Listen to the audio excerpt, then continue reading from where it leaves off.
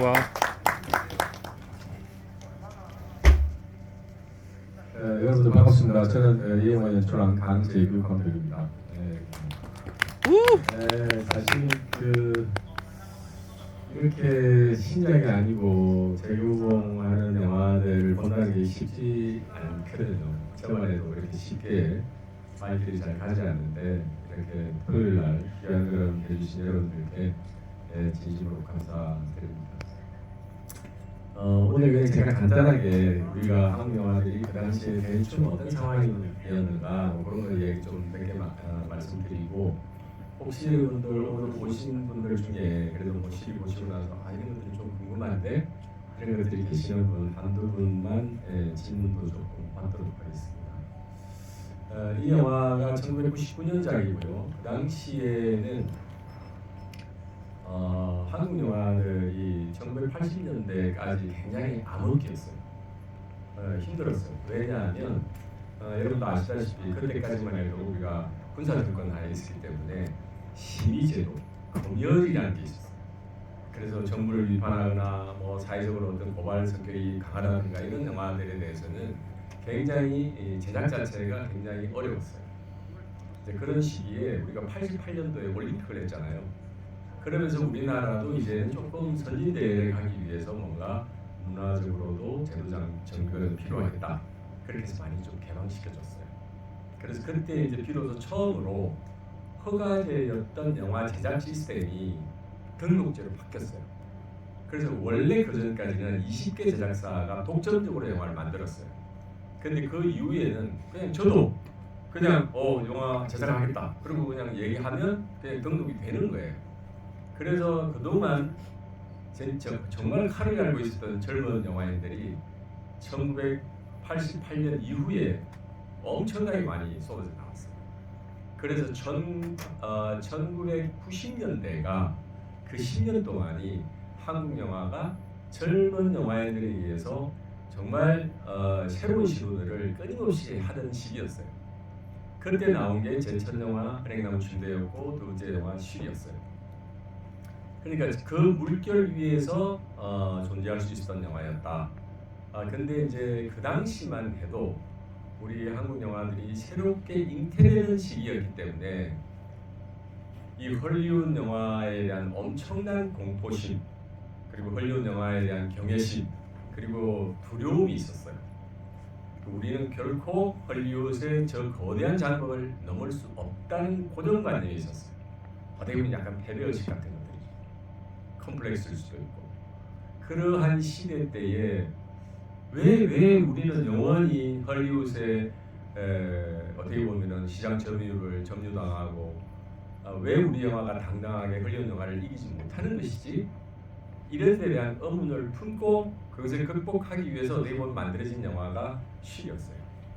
그런데 그런 의지를 갖고 만들었다 하더라도 그게 사실은 관객 여러분들의 진짜 큰 성원이 없으면 그것도 불가능한 일이죠.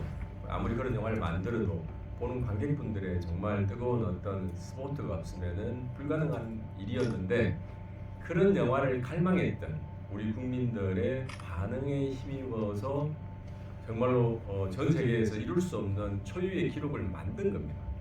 전 세계에서 최초로 타이타닉 기록을 깬 자국 영화로서 유일한 첫 영화가 된 거예요. 그것이 도화선이 돼서 결국은 한국 영화계도 우리가 이렇게 헐리우드이 우리한테는 너무 이렇게 넘을 수 없는 거대한 장벽이었는데 우리도 노력하면 충분히 넘을 수 있구나. 헐리우드 문법이 자기네들만의 것이 아니라 우리들 것이 될 수 있구나라는 생각으로 전환되기 시작한 거예요.